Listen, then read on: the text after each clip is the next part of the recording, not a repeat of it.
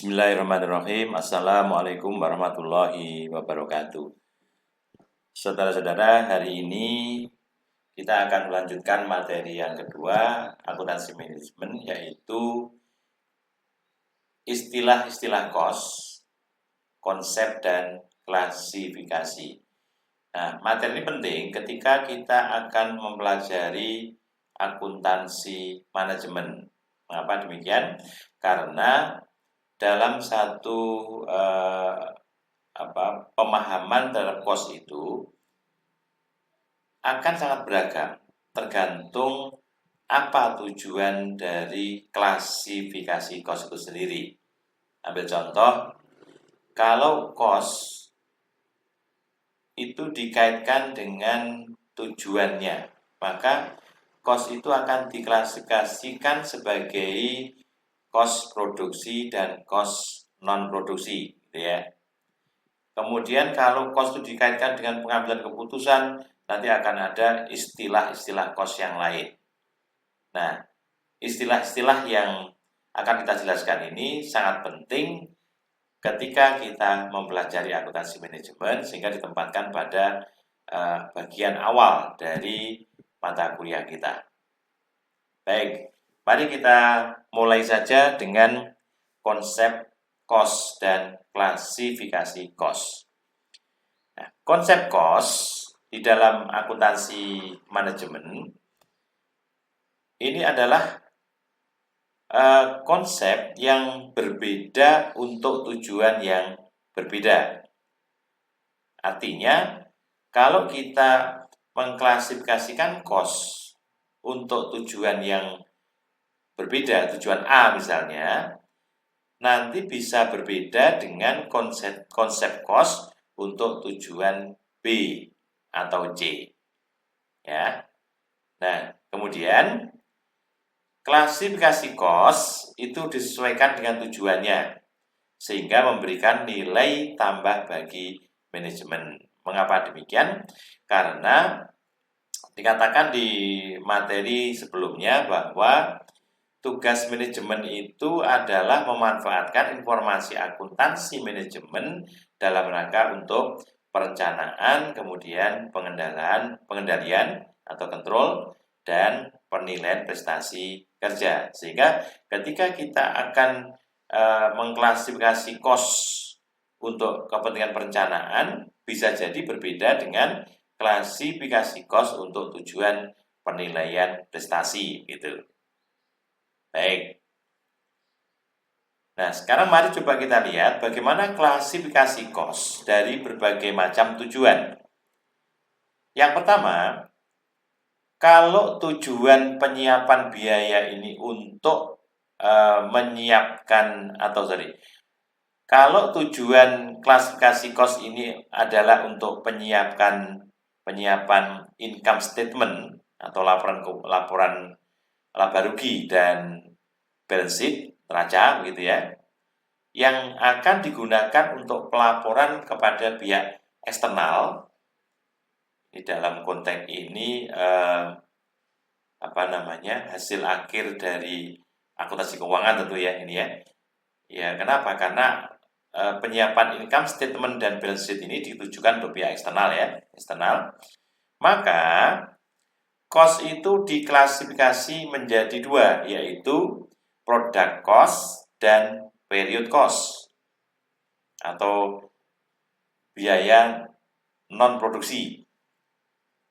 Nah, sementara untuk biaya produksi atau product cost terdiri dari direct material atau bahan baku atau bahan langsung. Kemudian direct labor atau tenaga kerja langsung, dan manufacturing overhead atau overhead pabrik. Nah, ketiganya ini kalau kita klasifikasi menjadi product cost.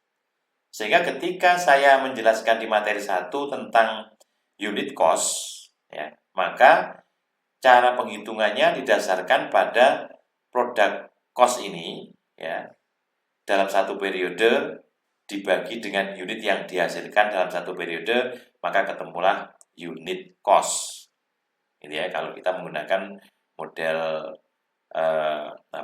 sistem harga pokok proses ya. Kalau saudara pernah mempelajari di akuntansi biaya. Sementara kalau pesanan berarti direct labor, direct material, dan manufacturing overhead khusus untuk satu pesanan. Jadi satu pesanan khusus atau pesanan, kemudian total biayanya berapa dibagi dengan jumlah pesanan, ketemulah harga pokok per pesanan atau unit cost yang dihitung berdasarkan pesanan. Sementara period cost atau sering disebut dengan biaya non produksi ini terdiri dari dua, yaitu marketing and selling cost atau biaya pemasaran ya, pemasaran dan penjualan, dan yang kedua adalah biaya administrasi. Nah, kalau produk cost itu pembiayaannya berdasarkan yang sudah direalisasi gitu, maka untuk period cost itu biaya yang harus tetap dibebankan dalam tahun itu. Jadi tidak bisa ditunda ke tahun-tahun yang akan datang. Nah, ini kalau klasifikasi cost didasarkan pada tujuannya. Kemudian yang kedua, kalau klasifikasi cost didasarkan pada tujuan yang kedua untuk memprediksi perilaku cost untuk merespon perubahan aktivitas, maka cost itu dibagi menjadi tiga, yaitu variable cost, fixed cost, dan make cost. Jadi make cost itu istilah lainnya biaya semi variabel atau semi variable cost. Nanti secara detail akan kita bahas di belakang di materi setelah ini. Tapi secara umum bahwa variable cost itu apa? Variable cost itu adalah biaya yang jumlahnya itu mempunyai tingkat variabilitas yang sempurna. Maksudnya, jumlah biaya variabel itu dipengaruhi oleh aktivitas. Kalau satu aktivitas itu cost-nya 10, maka kalau 2 ya 20, kalau 3 ya 30, ya, karena sesuai dengan perubahan aktivitas secara proporsional. Sementara fixed cost atau sering disebut sebagai biaya tetap adalah biaya yang jumlahnya itu tetap dalam satu periode atau dalam satu ring tertentu namanya. Nanti di belakang juga kita akan bahas ya. Jadi kalau perusahaan itu mempunyai sebuah gedung dibeli dengan harga 100 juta misalnya, umur ekonomis gedungnya 10 tahun. Ya. Maka setiap tahun akan dibebani dengan biaya penyusutan 1/10 dari 100 juta atau 10 juta. Maka dalam hal ini, biaya total 10 juta setahun ini tetap harus dibebankan walaupun perusahaan tidak berproduksi. Gitu ya. Atau berproduksi 1, 2, 3, 10, 50, 100 itu. Maka tetap dikeluarkan biaya penyusutan 10 juta, itu 1/10 dari 100 juta. Itu yang disebut dengan fixed cost atau biaya tetap. Lalu yang ketiga adalah make cost atau semi variable cost adalah biaya yang mengandung unsur tetap dan sekaligus mengandung unsur variabel. Ya, contoh sederhana, kalau saudara memasang listrik yang lama ya, bukan pakai yang kartu ya, yang lama itu kan, masih pakai meteran yang lama itu. Kemudian Anda coba nih, hitung tiap bulan itu listriknya berapa gitu kan, pasti berubah-ubah. Kadang 100.000, kadang 125.000, kadang 89.000 gitu ya. kadang 150.000.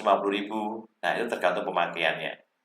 Tetapi penambahan meteran itu tidak berubah secara proporsional dengan perubahan total biaya semi variabel. Mengapa demikian? Karena di dalam biaya listrik itu mengandung unsur fixed cost, ya, tidak sekedar hanya variable cost. Bagaimana membuktikannya? Membuktikannya begini. Ketika Anda coba rumah Anda, rumah orang tua Anda, misalnya begitu ya, listriknya dimatikan penuh, semua dimatikan.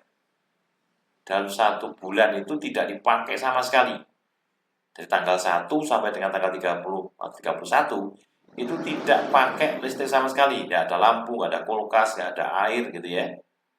Nah, pertanyaan saya begini, ketika ada tagihan, ya, kira-kira bayar nggak listrik? Padahal nggak pakai sama sekali gitu ya. Tentu Anda akan jawab, karena apa? Sudah pernah terjadi kan? Ya Pak, terbayar. Bayar apa? Biaya beban. Nah, beban apakah 30.000 atau 40.000 atau 35.000. Nah, itulah yang sering kita sebut sebagai fixed cost. Jadi, biaya itu tetap dikeluarkan walaupun kita tidak memakai listrik. Namanya make cost atau semi variable cost. Nah, untuk kepentingan pengambil keputusan nanti, make cost itu harus kita pecah. Berapa yang variabel dan berapa yang fixed. Berapa yang variable cost dan berapa yang fixed cost. Nanti lebih lanjut kita akan bahas di materi yang ketiga. Kemudian yang ketiga, kalau tujuannya itu membebankan cost ke objeknya, namanya signing cost. Jadi istilah cost, konsep cost yang dihubungkan dengan tujuannya untuk membebankan ke objeknya. Sering dipecah jadi 2. Yang pertama adalah direct cost atau biaya langsung. Yang kedua adalah indirect cost.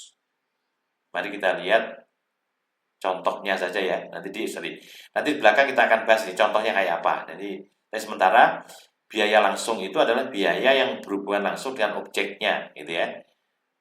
Nanti bisa diterapkan untuk produk, kemudian juga untuk departemen, gitu ya. Nah, misalnya ada biaya langsung departemen, tapi juga ada biaya tidak langsung departemen, gitu ya. Artinya yang langsung departemen adalah biaya yang betul-betul dikeluarkan oleh departemen dalam kendali departemen. Sementara untuk indirect cost adalah biaya yang tetap dibebankan kepada departemen, tetapi tidak dapat dikendalikan oleh departemen, sehingga dikatakan indirect cost, biaya tidak langsung, cost tidak langsung. Itu yang ketiga. Lalu yang keempat, kalau tujuan dari klasifikasi biaya itu untuk pengambilan keputusan, maka ada beberapa tipe cost. Yang pertama disebut dengan differential cost, ya, biaya yang berbeda. Kemudian sunk cost atau diistilahkan sebagai biaya tenggelam, dan opportunity cost atau biaya kesempatan, atau ada yang menerjemahkan biaya oportunitas gitu. Masing-masing mari kita lihat nanti ya, nanti di belakang kita akan lihat apa yang dimaksud dengan ketiga jenis biaya tadi dalam rangka untuk pengambilan keputusan. Kemudian yang lain, klasifikasi cost berdasarkan objek. Jadi sama dibagi menjadi direct cost dan indirect cost. Konsep sama ya.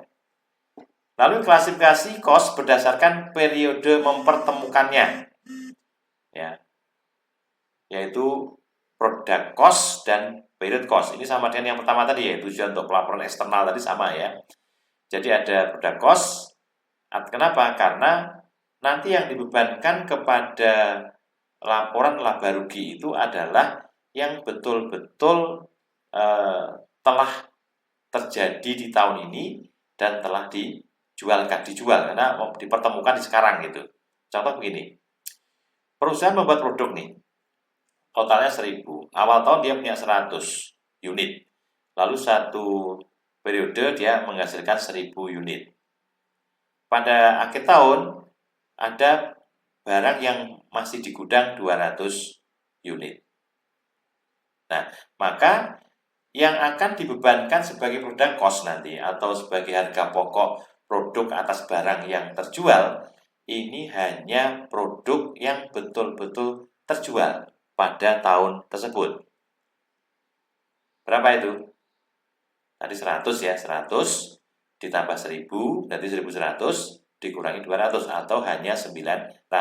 Ini yang betul-betul dibebankan di tahun itu, dipertemukan dengan pendapatan di tahun yang bersangkutan. Sementara 200 kita tunda tahun depan, gitu ya. Tapi kalau period cost itu harus dibebankan sekarang semuanya, tidak melihat awal tahun ada persediaan, akhir tahun ada persediaan, gitu ya. Kenapa? Karena ini biaya periode, biaya terjadi dalam satu periode, ya. Tentunya untuk biaya administrasi dan biaya penjualan ya tadi di muka saya sebutkan tadi. Contohnya apa? Contohnya ketika ada biaya penyusutan untuk alat-alat yang dipakai untuk pengiriman, misalnya biaya penyusutan kendaraan angkutan, gitu ya. Maka otomatis tidak melihat berapa yang dijual, penyusutan tetap dibebankan, gitu ya. Penyusutan gedung administrasi sama, biaya sewa kantor untuk administrasi atau biaya sewa kantor semuanya, gitu. Nah, ini harus dibebankan dalam satu periode itu, tidak bisa ditunda ke tahun depan. Kenapa? Tahun depan pun juga ada beban yang sama, gitu. Nah, itulah disebut dengan period cost atau biaya periode. Kemudian, klasifikasi biaya cost juga bisa didasarkan pada fungsi pokok dari perusahaan. Kita mengenal di dalam bisnis ada 3 fungsi pokok, yaitu fungsi produksi, fungsi marketing, dan fungsi administrasi. Berarti dalam mengklasifikasi cost nanti juga didasarkan pada fungsi itu, yaitu fungsi produksi. Berarti ada timbul product cost. Lalu fungsi marketing ada namanya marketing cost atau biaya penjualan. Dan yang ketiga adalah administrative cost atau biaya administrasi, kayak kantor ya. Biaya yang dikeluarkan agar operasional kantor tetap harus berjalan. Dan itulah klasifikasi cost. Kemudian, berdasarkan hubungan dengan volume kegiatan, cost juga dibagi 3. Saya kira sama dengan tadi ya. Kegiatan yaitu fixed cost, variable cost, atau mixed cost. Nah, tadi dibalik ya. Saya kira sama ya. Variable cost, fixed cost, dan mixed cost. Dengan penjelasan yang sama. Oke. Lalu yang lain adalah klasifikasi cost atas dasar waktu. Yang pertama adalah revenue expenditure. Dan yang kedua adalah capital expenditure. Kalau diterjemahkan dalam bahasa Indonesia, yang pertama adalah pengeluaran penghasilan. Artinya apa? Artinya pengeluaran-pengeluaran yang harus dibebankan pada saat ini, pada waktu pengeluaran. Contoh kalau di dalam perusahaan produksi yang produksi barang gitu ya, tentu dia akan menggunakan mesin-mesin produksi kan. Nah, mesin produksi itu tidak harus melalui perawatan yang mencukupi. Dengan cara bagaimana? Dirawat ya, dipelihara. Sehingga ada biaya pemeliharaan. Katakanlah setelah dipakai sekian jam, maka salah satu komponen harus diganti. Atau setiap bulan sekali ganti komponen.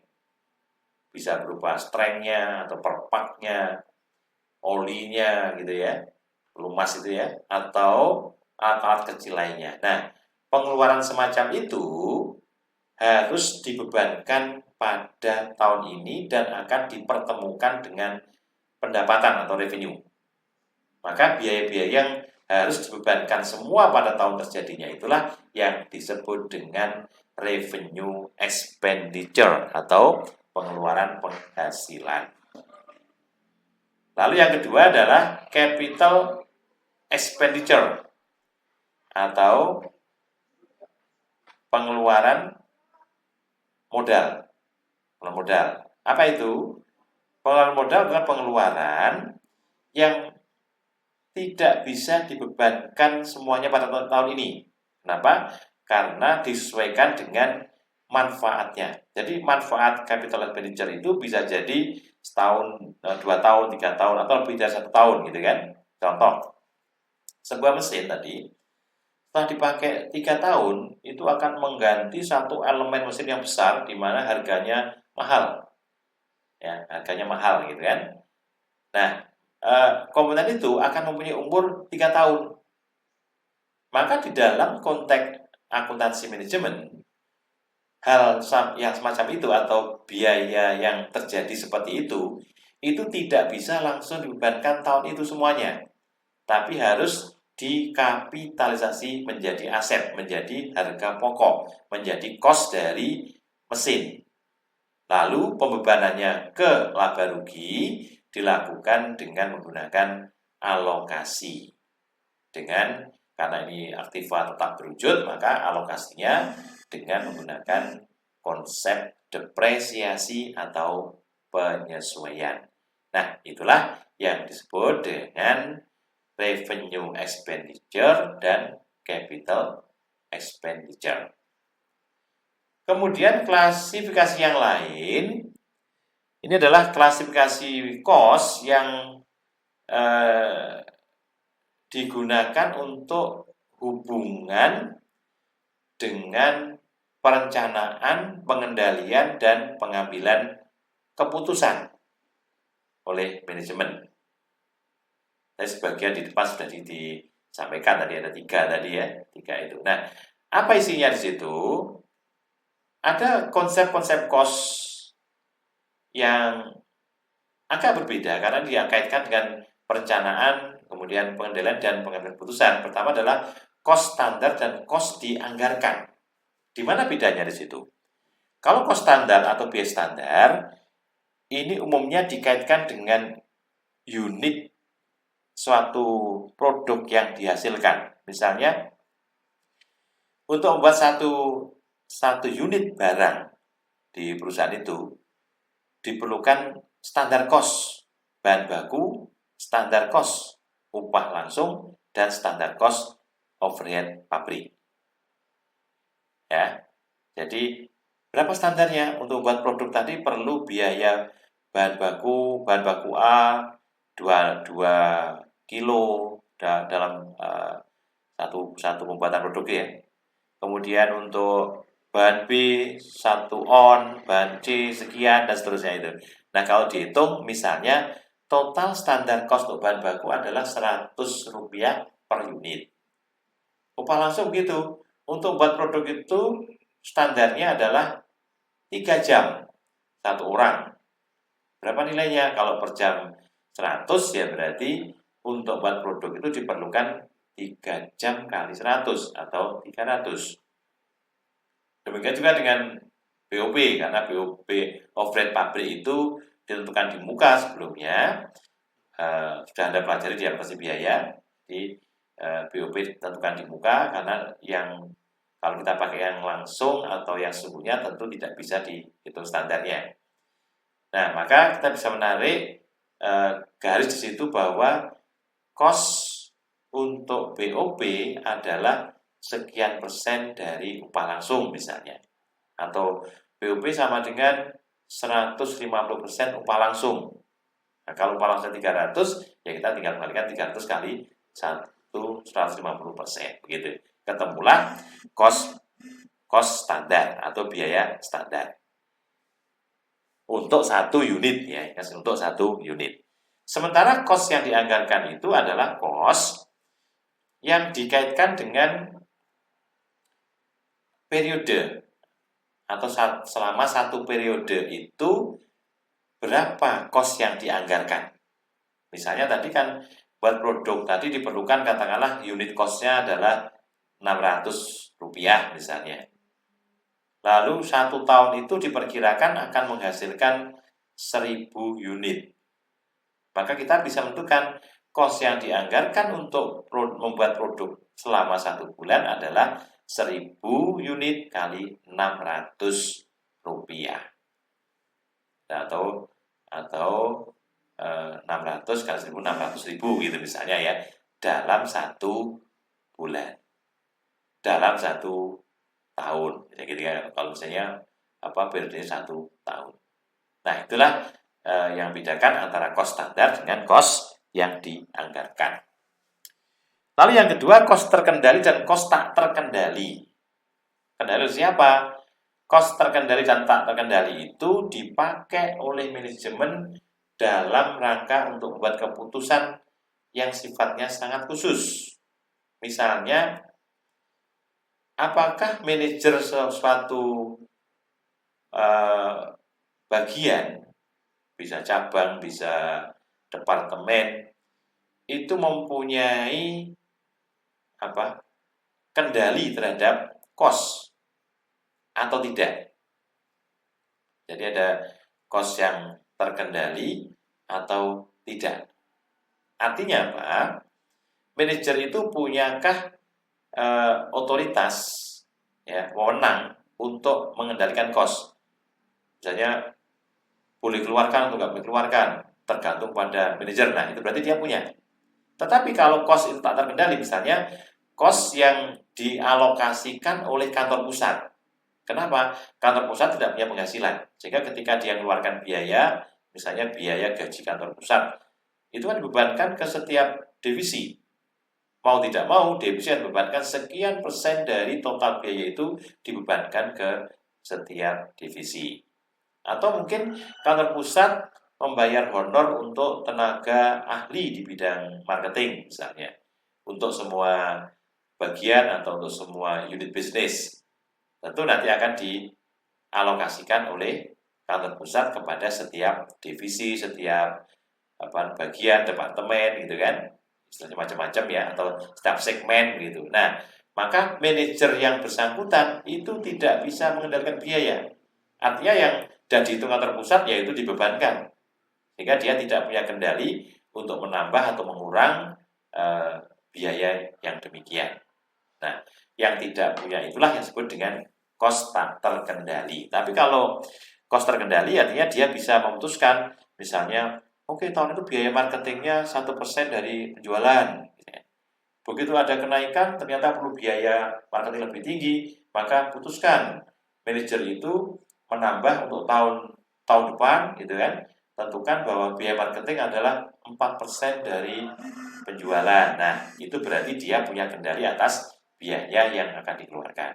Itu namanya cost terkendali. Lalu yang ketiga adalah cost tetap, committed, dan discretionary. Committed itu commit ya, commit itu biaya tetap yang committed, yang ada tidak bisa diotak-atik lagi. Kenapa? Karena biaya ini terjadi karena akibat keputusan masa lalu, namanya committed. Contohnya apa? Masa lalu kita sudah terlanjur beli mesin nih, umurnya 5 tahun, harganya 500 juta. Maka mau tidak mau, perusahaan itu harus mengakui biaya penyusutan 1/5 dari 500 juta atau 100 juta ini. Otomatis. Jadi tidak bisa tidak, harus mengakui. Namanya apa? Committed. Biaya tetap committed. Jadi yang tidak bisa dihindarkan sama sekali ya, harus dibebankan karena atas dasar komitmen keputusan masa yang lalu. Yang kedua adalah discretionary atau biaya tetap kebijakan. Nah, karena kebijakan berarti manajer itu bisa menentukan besarnya biaya itu berdasarkan kebijakan manajemen.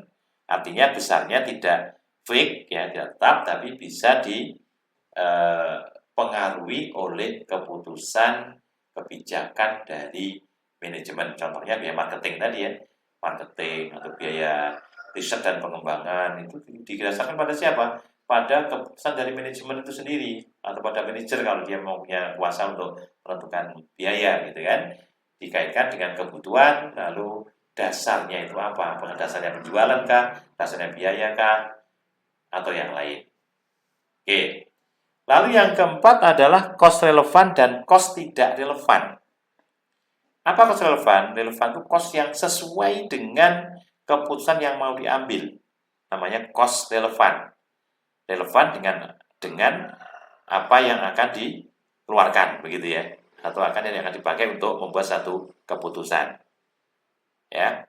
Dan cost yang tidak relevan. Relevan itu artinya biaya yang dikeluarkan tetapi tidak mempunyai dampak terhadap keputusan yang diambil. Nah, contoh dari relevan cost itu adalah ini, cost diferensial. Diferensial cost yang berbeda. Ya, cost yang berbeda untuk alternatif yang berbeda. Jadi misalnya kalau perusahaan saat ini menjual barang menggunakan saluran pemasaran, berarti menggunakan agen-agen gitu kan. Kemudian punya kesempatan untuk melakukan penjualan secara sendiri. Nah, lalu dianalisis nih.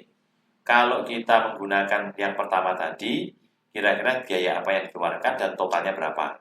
Kemudian kalau kita menggunakan saluran yang baru kita buat sendiri, berarti perlu harus sewa mobil sendiri atau mungkin kita beli mobil sendiri gitu kan, dibanding sebelumnya karena kita nyerahkan kepada pihak ketiga gitu. Lalu dianalisis. Nah, setiap biaya yang berbeda atau pendapatan yang berbeda gitu ya, ini bisa disebut dengan biaya yang different atau cost differential, dan itu termasuk kategori cost yang relevan dalam rangka untuk pengambilan keputusan. Tetapi kalau misalnya biayanya sama, misalnya keputusan A biaya honornya atau gajinya 500 juta, yang B pun juga sama 500 juta. Nah, itu namanya tidak different atau indifferent cost, biaya tidak diferensial ya. Berarti itu tidak relevan, maka termasuk kategori biaya yang tidak relevan. Kemudian yang keenam adalah cost kesempatan atau opportunity cost. Tadi di depan sudah saya sampaikan ya. Ada tipe cost tadi kan, ada cost diferensial, cost kesempatan atau opportunity cost. Apa itu? Cost kesempatan itu adalah manfaat yang hilang apabila pengambil keputusan itu membuat keputusan yang berbeda alternatifnya, gitu ya. Namanya cost kesempatan. Contoh sederhana begini, Anda punya tempat berupa ruangan yang selama ini Anda pakai untuk bisnis, toko kelontong misalnya, toko kelontong. 1 bulan itu hasilnya adalah bersih 2 juta misalnya. Pendapatan bersihnya atau labanya 2 juta per bulan. Nah, karena Anda melamar kerja, diterima pekerjaan di tempat lain sebagai pegawai di sebuah perusahaan, maka Anda mengambil keputusan. Apa keputusannya? Menghentikan usaha toko kelontong, kemudian mengambil kesempatan untuk menjadi pegawai di sebuah perusahaan. Maka dengan pengambilan keputusan itu ada manfaat yang hilang karena mengambil alternatif keputusan yang lain. Apa itu? Keuntungan setiap bulan 2 juta. Nah, itu disebut dengan contoh dari opportunity cost atau biaya kesempatan. Kemudian ada cost tutup usaha, shutdown cost. Jadi ini istilah shutdown cost, ini istilah kaitannya dengan apakah nanti perusahaan itu akan tetap melanjutkan operasional atau tidak gitu. Ya. Ini akan kita hitung dulu. Cost tutup usaha artinya biaya yang atau pendapatan yang kita terima dari hasil berjualan itu hanya cukup untuk menutup cost-nya saja, tidak untung ya, tidak untung begitu, namanya shutdown cost. Lalu cost masa lalu dan cost masa datang. Cost masa lalu adalah cost yang sudah terjadi di masa lalu, berarti historis begitu. Jadi masa lalu, penjualan masa lalu, biayanya berapa, biaya marketingnya berapa, produksi masa lalu berapa biaya yang dipakai untuk produksi sebelumnya, gitu kan? Nah, itu masa lalu. Sementara untuk masa yang akan datang adalah biaya masa lalu yang sudah kita olah dengan rupa, ya, kita manipulasi datanya dengan data sekarang, data yang akan datang, maka timbullah biaya masa yang akan datang. Artinya biaya yang akan terjadi, tapi dikaitkan dengan masa lalu, masa kini, dan masa yang akan datang. Misalnya, kalau tahun depan ini saya akan membuat produk 100% lebih tinggi, nah, maka saudara akan menghitung kira-kira berapa biaya dikeluarkan untuk tambahan itu.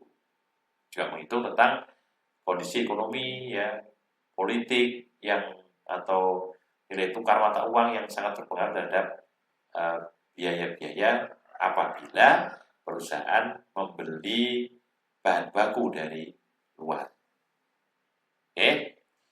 Lalu yang terakhir adalah cost terhindarkan dan cost tak terhindarkan. Ini terjadi ketika sebuah perusahaan itu akan memutuskan apakah satu segmen bagian, ya, bisa segmen produk, segmen wilayah, ini akan dihentikan sama sekali karena merugi terus atau tidak. Maka kita akan menganalisis dengan menggunakan cost terhindarkan dan cost tak terhindarkan. Artinya apa? Cost terhindarkan itu adalah cost atau biaya yang dapat dihindarkan ketika perusahaan itu memutuskan untuk menghentikan suatu segmen atau produk atau cabang tertentu gitu. Sementara yang tak terhindarkan adalah cost yang tetap harus dibebankan walaupun perusahaan itu melakukan penghentian satu segmen usaha atau segmen cabang tertentu gitu. Kenapa? Karena merugi terus gitu ya. Misalnya perusahaan punya tiga segmen nih. Segmen satu adalah produk A, produk B, produk C. Produk C itu selalu merugi tiap tahun. Ya, katakanlah produk A laba 1 miliar, B laba 2 miliar, tapi C-nya rugi 500 juta. Berarti kalau di total menjadi 1 miliar tambah 2 miliar, 3 miliar, kurangi 500 berarti tinggal 2,5 miliar. Harapannya ketika dihentikan sama sekali yang C itu, keuntungannya naik jadi 2 miliar. Apakah demikian? Maka kita harus memperhatikan sudut pandang apakah dengan dihentikan suatu segmen C tadi itu mengandung cost tak terhindarkan atau tidak. Kalau semua cost terhindarkan, ya berarti nggak ada masalah ya.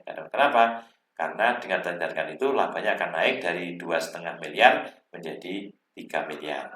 Tetapi kalau cost yang terhindarkan itu lebih tinggi dari kerugiannya itu, maka bisa jadi labanya mestinya 3 miliar malah menjadi 2,3 miliar atau 2,4 miliar gitu. Kenapa? Karena ada cost yang tidak bisa dihindarkan.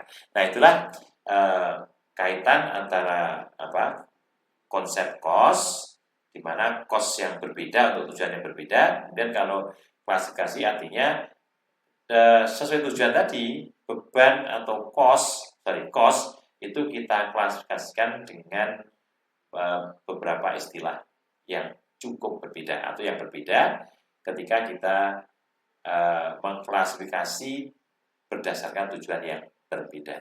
Dan konsep ini dalam akuntansi manajemen sangatlah penting karena ini alat yang utama di dalam akuntansi manajemen. Baik, mari kita lihat penjelasan lebih lanjut dari beberapa item yang ada di depan tadi. Misalnya pada perusahaan manufaktur, maka klasifikasi biaya itu dijadikan dua Nah, pertama adalah biaya produksi, yang kedua adalah biaya non produksi, gitu kan? Ya, kemudian tadi berdasarkan fungsi juga begitu ya, fungsi produksi, fungsi pemasaran, dan fungsi administrasi. Nah, maka penjelasan lebih lanjut, biaya produksi itu adalah terdiri dari bahan baku, kemudian tenaga kerja langsung, dan overhead pabrik. Nah, dari tiga itu kita bisa klasifikasi bahan baku dan tenaga kerja langsung itu sering kita sebut sebagai biaya utama atau prime cost. Sementara untuk biaya tenaga kerja langsung dan overhead pabrik kita sebut sebagai conversion cost atau biaya konversi. Ya, nanti kalau prime cost apa? Ya bahan baku dan tenaga kerja langsung. Kalau konversi yaitu apa?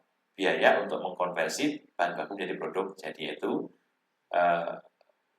BTKL dan overhead pabrik. Sementara untuk yang non produksi ada biaya pemasaran dan biaya administrasi. Ini biaya yang terkait dengan aktivitas menjual barang atau mengalihkan barang dari perusahaan ke para pembeli kita. Sementara biaya administrasi adalah biaya untuk menjalankan agar kegiatan perusahaan tetap berjalan, ya, telepon, biaya kantor dan sebagainya.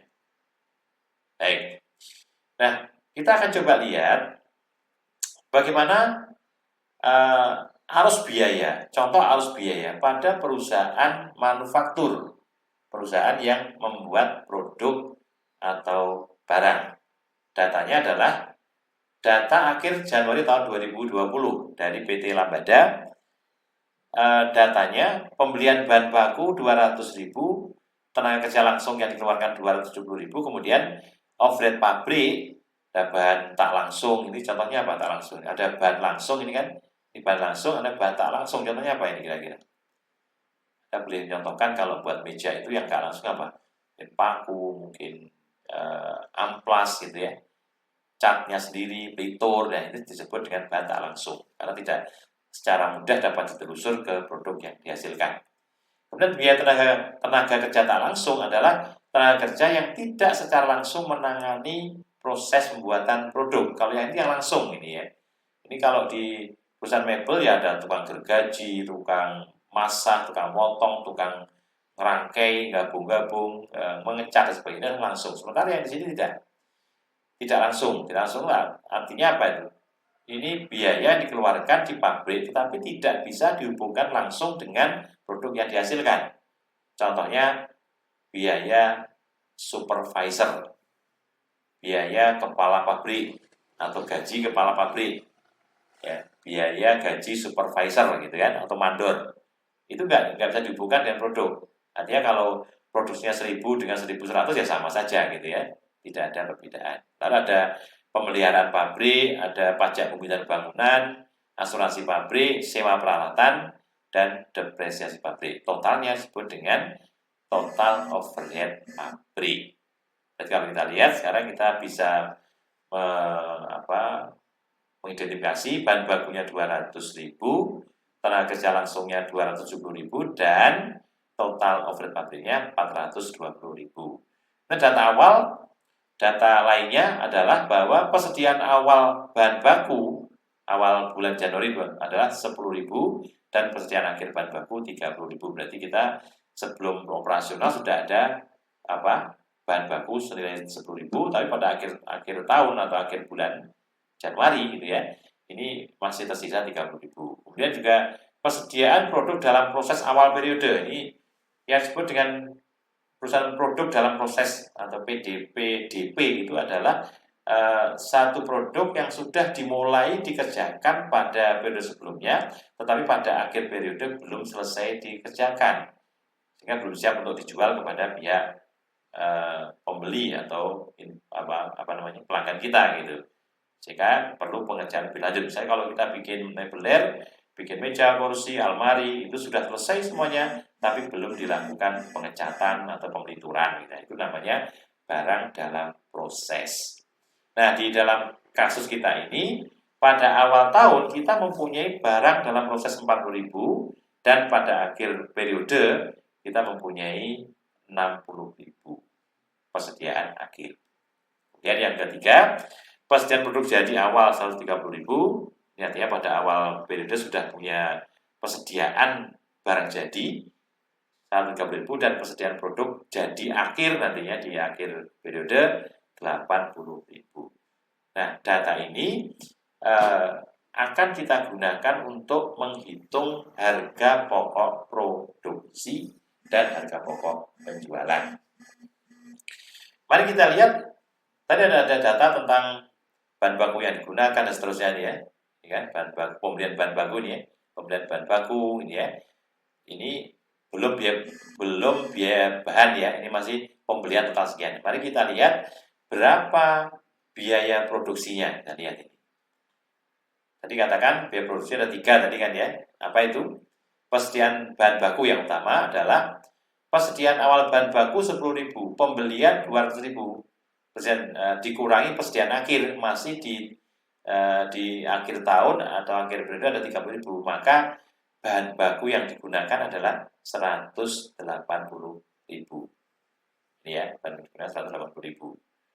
Inilah yang betul-betul dibebankan tahun ini, ya. Kemudian penghitungan PDP, persediaan dalam proses atau BDP, barang dalam proses. Persediaan awal BDP adalah 40.000. Ditambah total biaya produksi. Total produksi itu apa? Bahan baku yang digunakan ditambah tenaga kerja langsung ditambah dengan biaya overhead pabrik, ketemunya 870. Ini kita hitung dulu ya, tapi nanti di belakang ada hitungannya. Lalu dikurangi persediaan akhir barang dalam proses 60.000 sehingga harga pokok produksi menjadi berapa itu? 800.000. Itu namanya harga pokok produksi. Kemudian penentuan persediaan akhir atau persediaan produk jadi. Awal tahun, awal periode, kita mempunyai persediaan barang jadi 130.000 ya.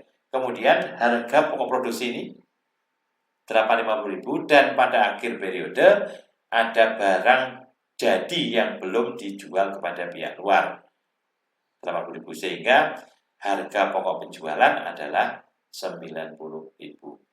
Nah, ketika Anda sudah belajar akuntansi biaya, tentu akan dengan mudah menangkap ini bahwa di dalam akuntansi biaya itu di laporan yang akan diberikan oleh perusahaan kepada pihak luar itu disertai dengan harga pokok produksi yang nanti akan diwujudkan dalam bentuk harga pokok penjualan.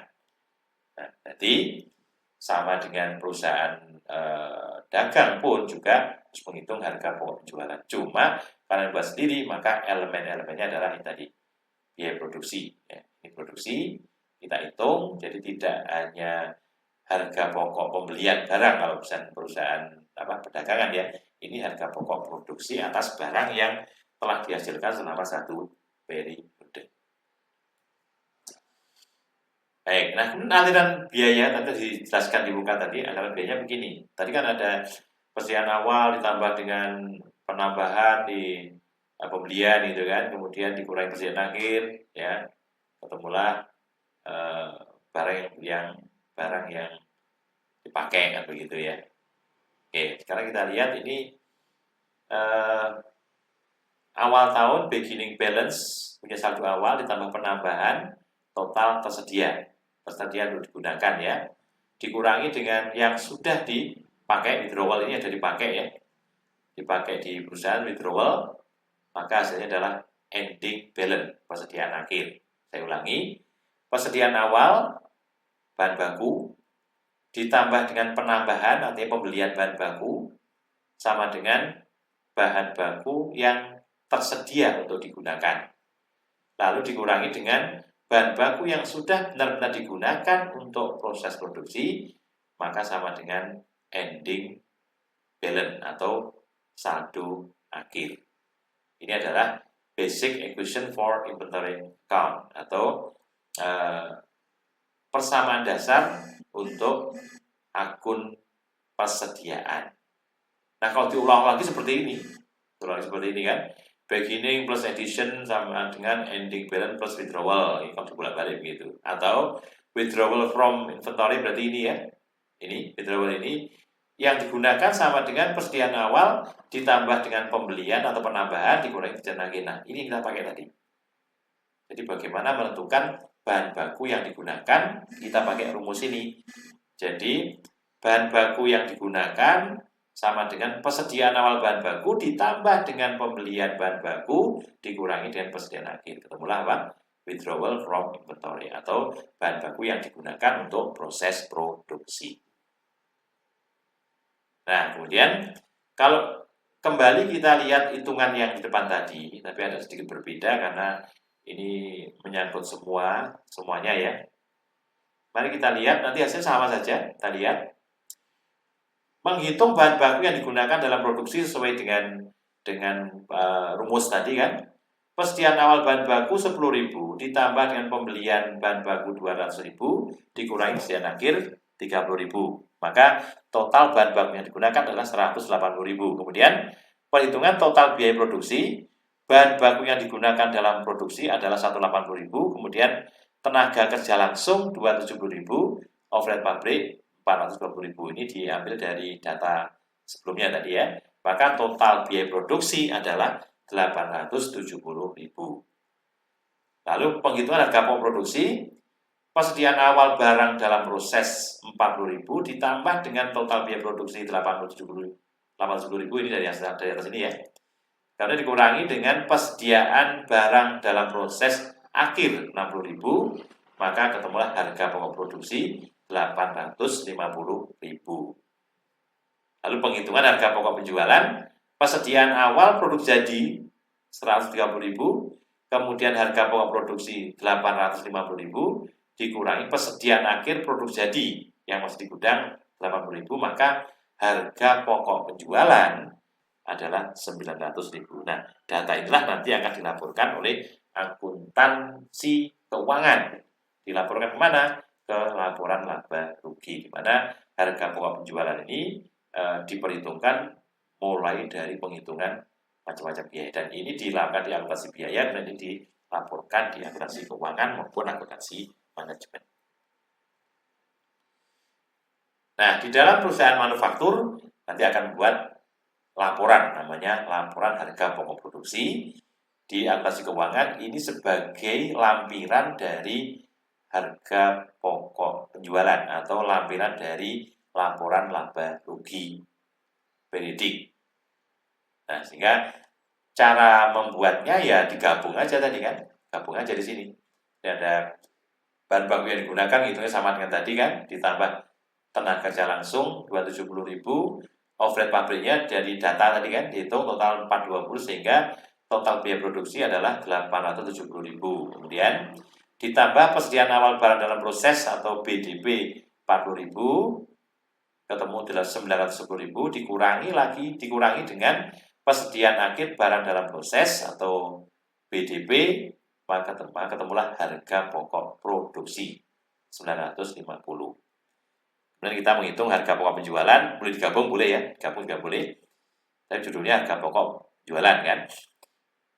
Kalau kita pisahkan harga pokok penjualan berarti apa? Persediaan awal produk jadi 130 ditambah harga pokok produksi 850, produk jadi yang siap dijual 980.000, kemudian dikurangi dengan persediaan akhir produk jadi 80.000, maka ketemulah harga pokok penjualan 900.000. Oke, nah ini bagaimana cara penghitungan atau pembuatan schedule laporan harga pokok produksi dan laporan harga pokok penjualan. Baik. Nah, di muka tadi bahwa klasifikasi biaya itu sesuai dengan tujuannya macam-macam ya. Nah, kita akan mendalami lebih lanjut bagaimana klasifikasi cost berdasar perilaku. Nah, untuk apa sebenarnya itu kita pisahkan atau kita bagi menjadi biaya variabel, biaya tetap gitu ya. Nah, untuk memprediksi bagaimana cost itu bereaksi terhadap perubahan aktivitas, maka cost itu dapat diklasifikasikan menjadi 2. Kalau tadi kan 3 kan ya. 3 atau 2 nggak ada masalah ya. Tapi karena ini adalah klasifikasi cost prediksinya itu sudah pasti, gitu ya. Maka kita akan membagi ke dalam biaya variabel dan biaya tetap, fixed cost maupun variable cost. Walaupun boleh juga ditambah make cost atau semi variable cost gitu. Tapi ini kaitannya dengan penjelasan lebih lanjut tentang dua hal ini aja ya. Nah, apa yang dimaksud dengan variable cost? Kita lihat ini. Bagaimana perilaku biaya variabel dapat disimpulkan dengan cara sebagai berikut. Kita lihat perilakunya adalah biaya variabel dalam total. Ya. Total biaya variabel bertambah atau berkurang secara proporsional dengan perubahan aktivitas. Jadi secara total biaya ini akan berubah, tetapi secara proporsional. Kalau perusahaan itu membuat satu meja itu perlu 2 meter kayu, biayanya 200.000, maka kalau kita buat 2 berapa? Ya 2 kali 200.000 kan? Ya. Kalau buat 10 berapa? 10 kali 200.000.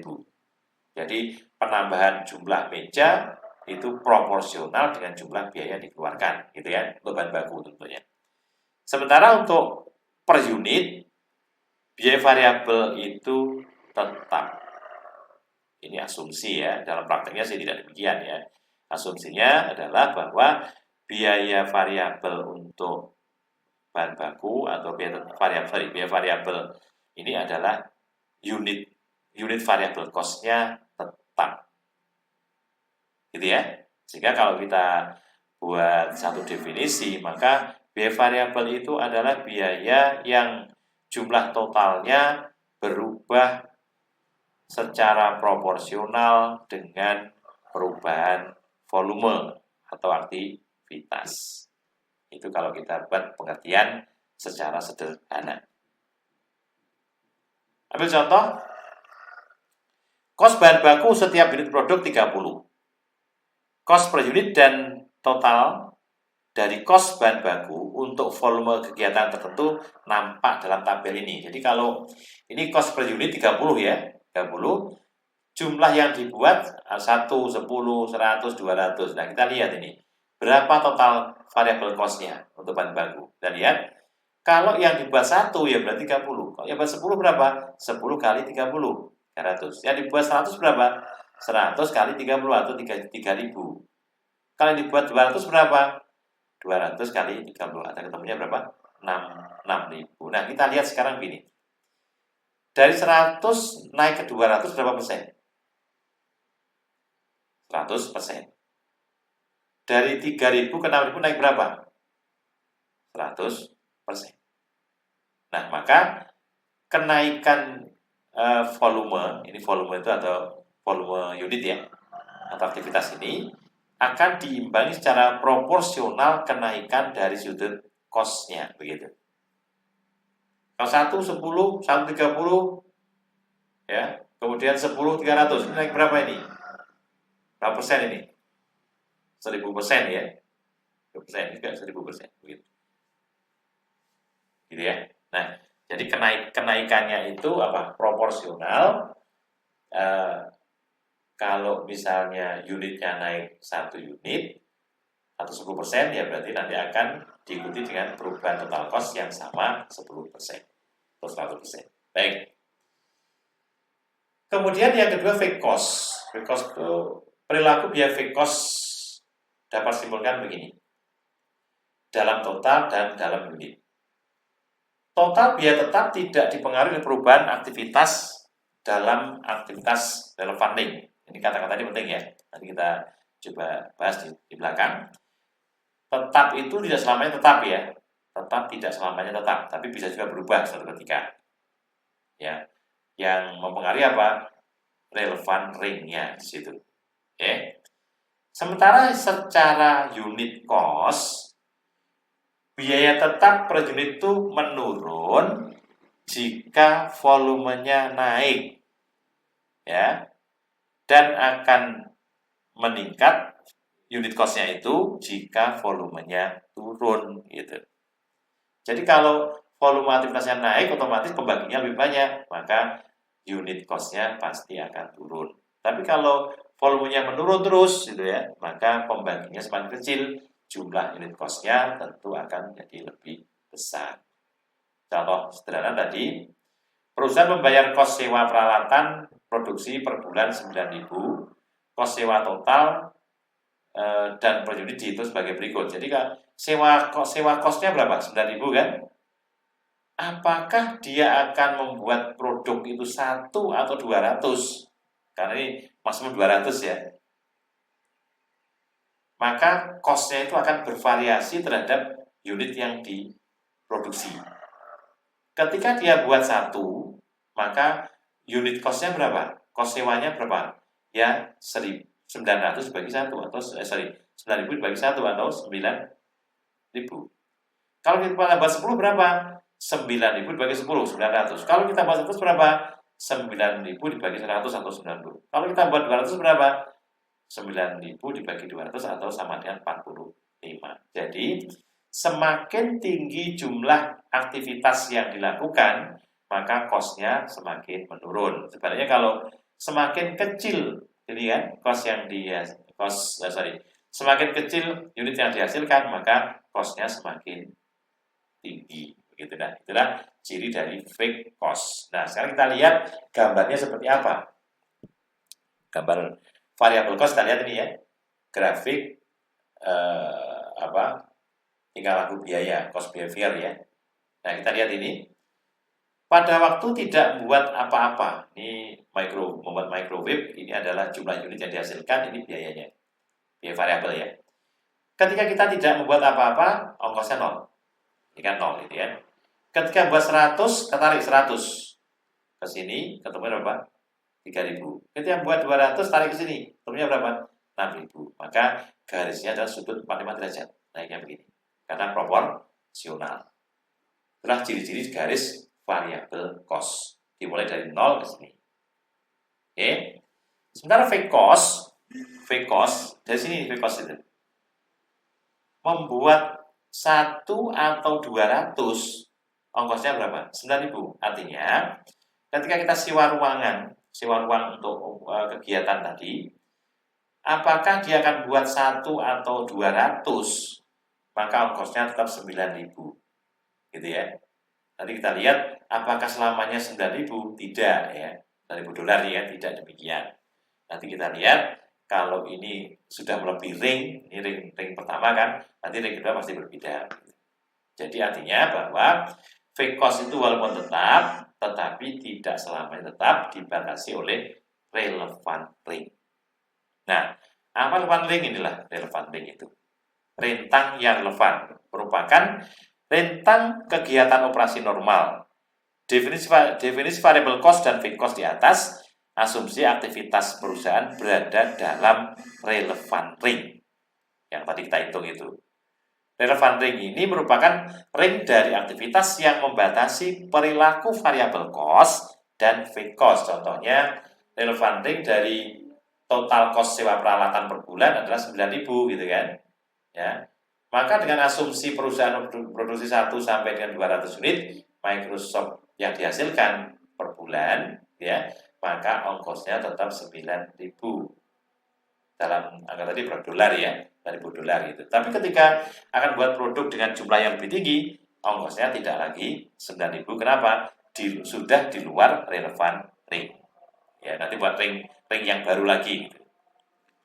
Nah, fungsi fixed cost dan variable cost seperti yang dijelaskan di atas bersifat linier dengan asumsi perusahaan beraktivitas pada relevan ring atau di antara kisar yang relevan. Artinya bahwa ketika kita buat perhitungan itu asumsi dasarnya adalah linier, ya, artinya garis lurus, walaupun dalam pelaksanaannya tidaklah demikian nanti cara prakteknya.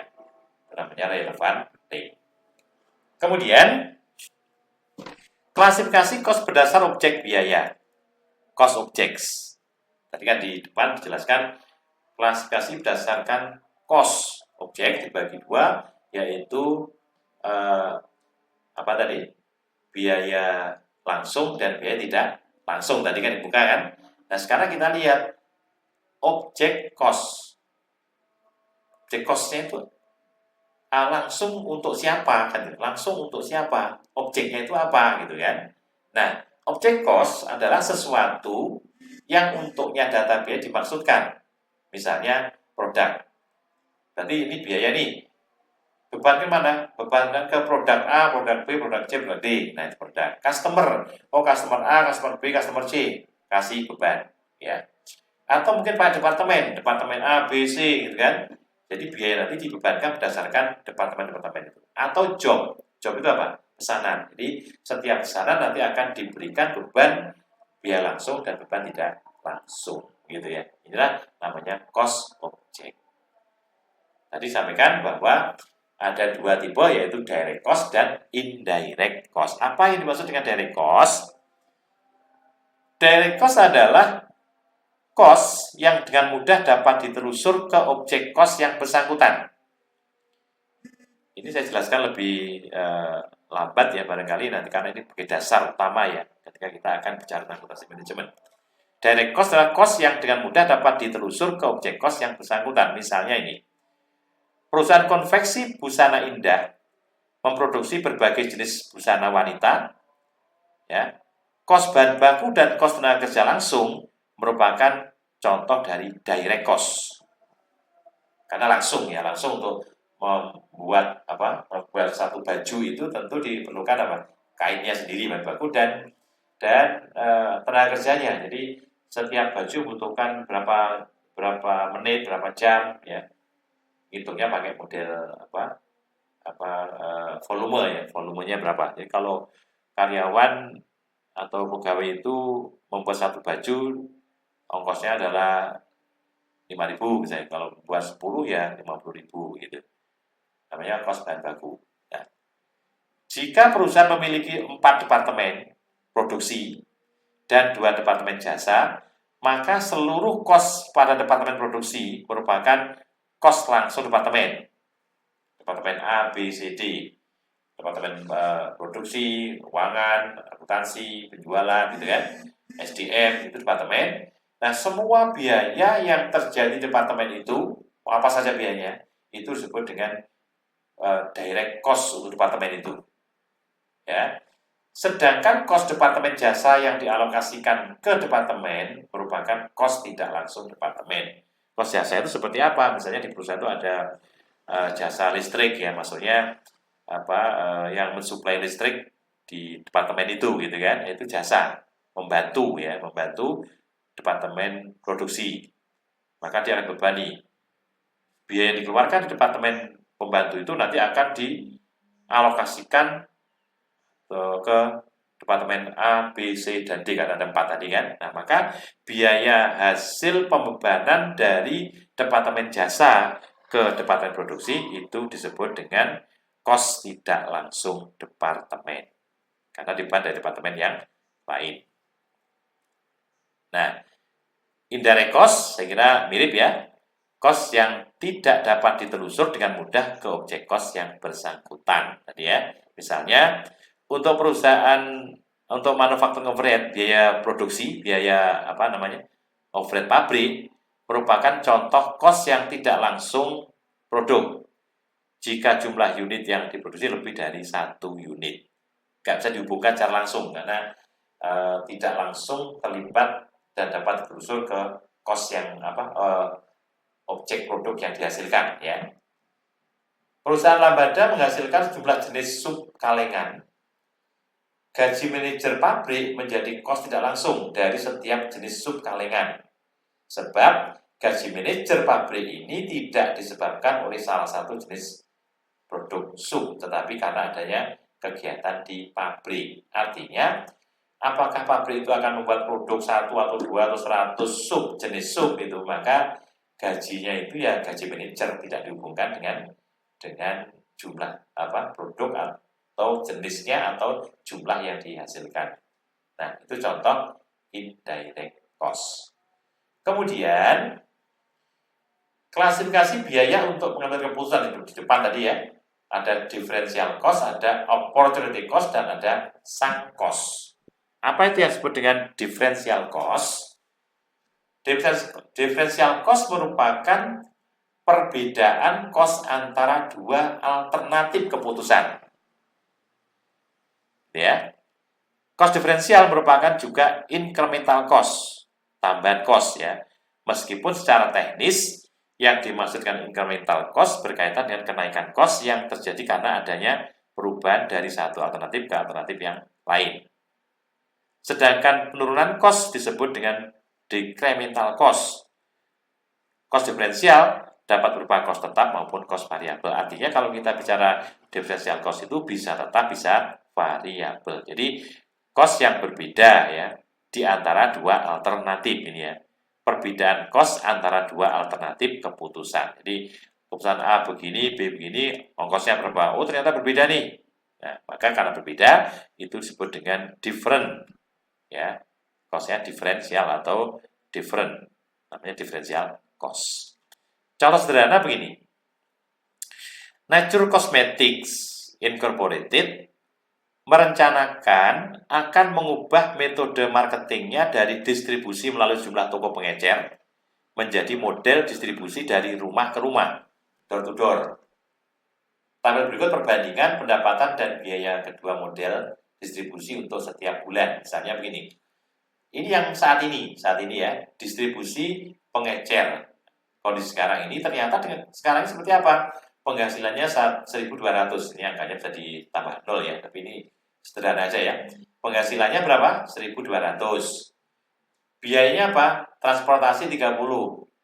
Bahan habis pakai dan gaji pegawai 150. Kemudian sewa gedung 450. Sewa kendaraan nggak ada karena kita langsung kirim melalui ekspedisi ke pengecer-pengecer, tidak perlu biaya sewa kendaraan. Kemudian fee pengecer 10. Total biayanya adalah 640 sehingga net income saat ini adalah 560.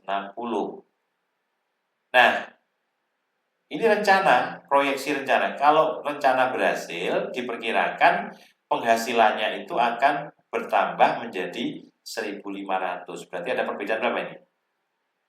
300. Kalau yang rencananya alternatif keduanya 1.500, pertamanya 1.200, berarti berbeda kan? Bedanya berapa? 300. Ini disebut dengan apa? Differential revenue. Jadi perbedaan dari sudut pandang apa? Penghasilan. Differential revenue. Sementara yang di sini transportasi ini, ketika kita pengecer hanya 30 biayanya. Tapi ketika kita jual secara langsung, maka transportnya naik. Beli bensin untuk pemeliharaan kendaraan dan seterusnya gitu kan. Nah, malah berbeda. Bedanya berapa? 60. Karena berbeda, ini termasuk differential cost. Karena apa? Biaya ini berbeda di antara dua alternatif. Sementara untuk gaji pegawai dan BAP sama. Sewa gedung sama. Ini tidak diferensial. Berarti ini bukan termasuk differential cost. Kemudian sewa kendaraan tadinya 0, sekarang berapa? 50. Kenapa sewa? Karena sekarang kita ngirim sendiri, kita door-to-door sendiri, nyewa kendaraan berbeda. Maka ini juga namanya apa? Differential cost. Tadinya kita bayar pengecer, fee pengecer. Karena sekarang ada pengecer, berarti fee-nya 0, ini juga berbeda. Nah, kalau kita lihat pada masing-masing, yang ada bedanya namanya differential cost, yang ini tidak differential cost. Totalnya berapa? Ternyata berbeda berapa? 100. Ya, sebelumnya 640, setelah ada perubahan itu 740, berarti berapa? Berbeda 100. Ini disebut dengan total differential cost ini ya. Differential cost ini. Oke. Nah, differential revenue tadi berapa? 300 kan? Kemudian differential cost-nya berapa? 100, maka ketemu berapa? Income tambahnya berbeda 200, dari 560 menjadi 760. Ini berbeda. Nah, ini namanya differential net income. Nah, tapi konsep differential cost sendiri sebenarnya ini yang kita pakai ini aja. Ini kan biaya yang berbeda untuk alternatif yang berbeda. Baik. Lalu yang ketiga, opportunity cost. Biaya kesempatan. Apa itu? Hilangnya manfaat potensial yang dipilihnya suatu alternatif hilangnya manfaat potensial dengan dipilihnya suatu alternatif keputusan, gitu ya. Contoh sederhana begini. perusahaan itu merencanakan memproduksi produk baru dengan manfaatkan pabrik yang selama ini disewakan dengan pendapatan sewa 8 juta per bulan. Berarti sekarang ini kita dapat penghasilan berapa? 8 juta per bulan dari uang sewa manfaat pabrik yang tidak dipakai selama ini. Kemudian net income dari produk baru apabila sekarang kita buat sendiri nih, kita nggak lagi kita sewakan tapi kita pakai sendiri nih, dan dari hasil usaha itu sendiri itu penggunaan dari fasilitas yang tadi sewakan itu akan menghasilkan net income 15 juta sebulannya. Maka yang dimaksud dengan opportunity cost adalah ini 8 juta ini kan, ini opportunity cost, namanya opportunity cost, gitu kan? Dari mana asalnya ini? Pendapatan yang hilang karena kita mengambil keputusan lain. Jadi sewa yang tidak lagi kita terima karena fasilitas yang dipakai untuk disewakan tadi digunakan sendiri. Ya. Nah, tetapi net income dari produk baru tersebut adalah 15 juta tapi dikurangi 8 juta. Artinya tambahnya hanya 7 juta bukan 15 juta. Kenapa? Karena memang berubah dari 8 ke 15 gitu kan. Tapi yang totalnya bukan 15-nya. Kenapa? Karena yang 8 juta itu dianggap opportunity cost. Jadi sebetulnya keputusan ini akan menambah net income tidak 15 tapi 7 juta saja. Itulah konsep tentang opportunity cost atau biaya kesempatan. Kemudian yang lain adalah sunk cost atau biaya tenggelam. Sunk cost atau biaya tenggelam. Apa itu sunk cost? Sunk cost adalah biaya yang sudah terjadi dan tidak dapat diubah oleh keputusan apapun yang dibuat saat ini atau masa mendatang. Karena sudah tenggelam ya.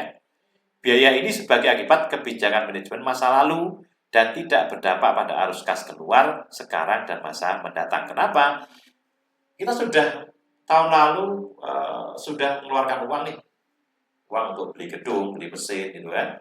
Untuk bayar sewa selama 5 tahun misalnya gitu kan.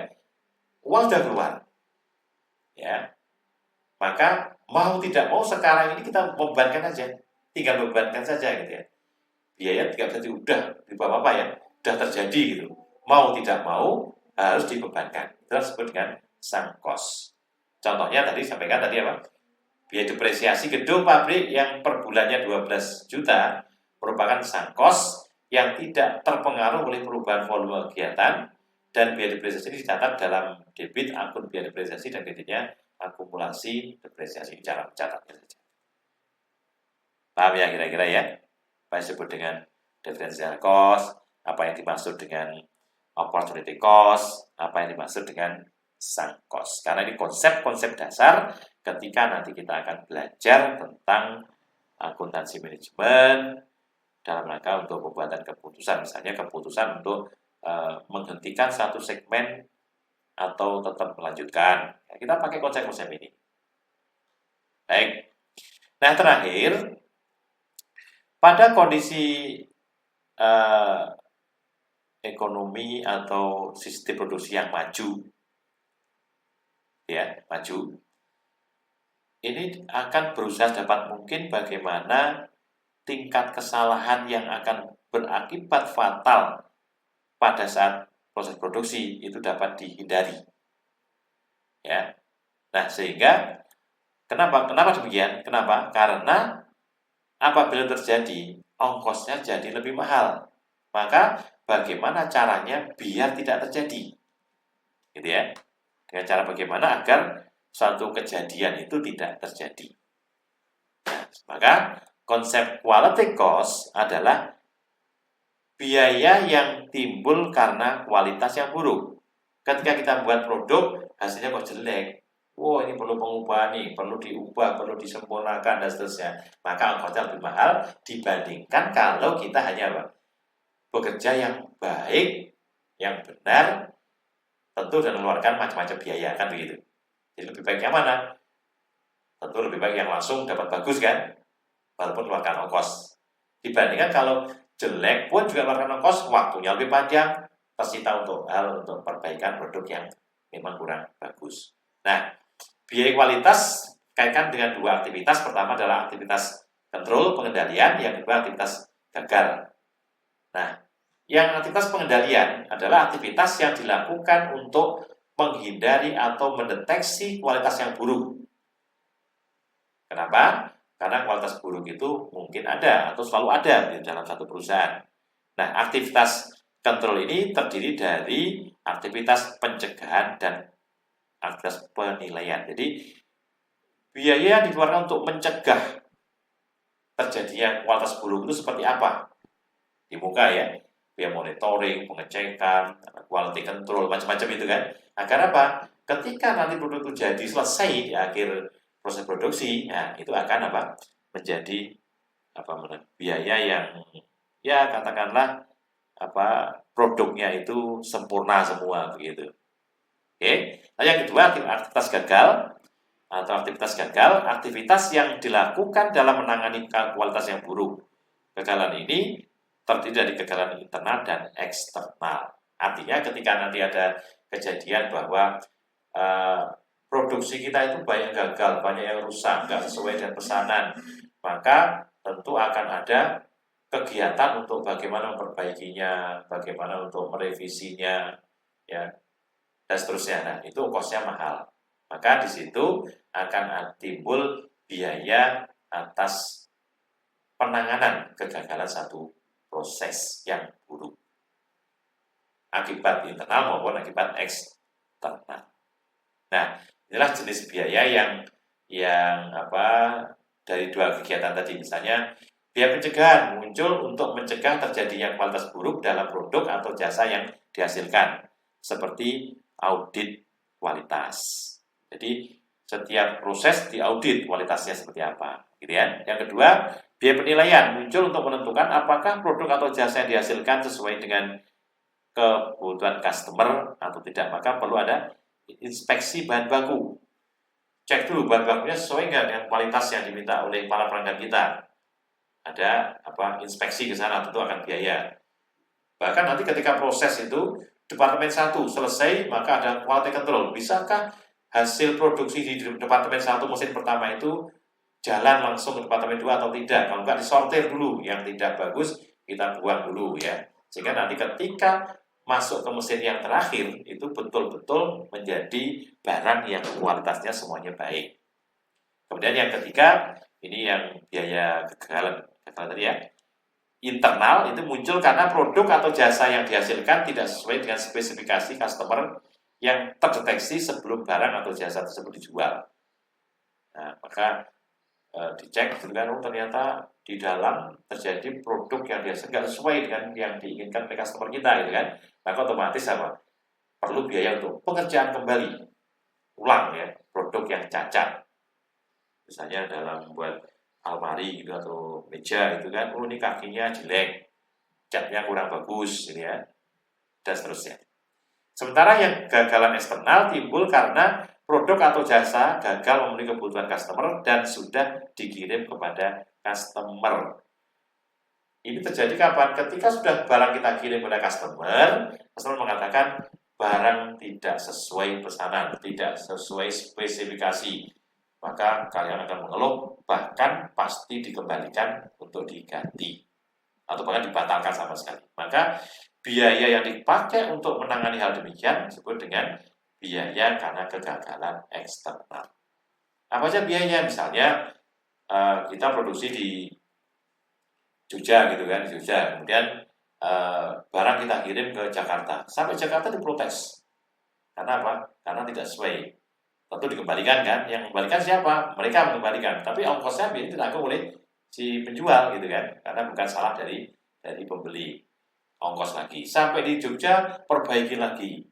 Setelah perbaiki, kalau dia masih mau, dikirim kembali. Kalau enggak, ya berarti dijual dalam bentuk barang yang rejectan gitu ya. Ini banyak terjadi di bisnis di Indonesia terutama ya.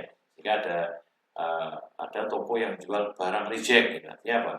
Produksi kita yang gagal dan diperbaiki dan dijual dengan harga di bawah standarnya. Kenapa? Dia dijual dengan dasar di Indonesia.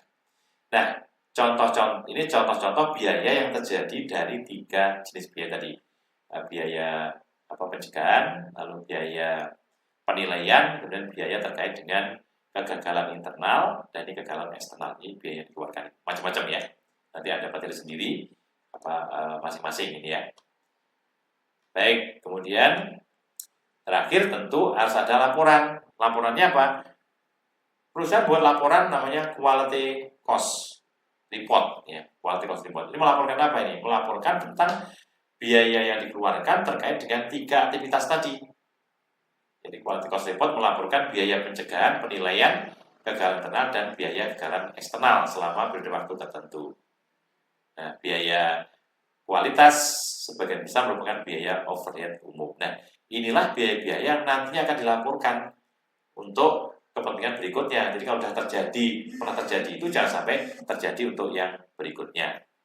Nah, laporan biaya kualitas selain dinyatakan dalam jumlah nominal juga dinyatakan dalam persentase dari penjualan.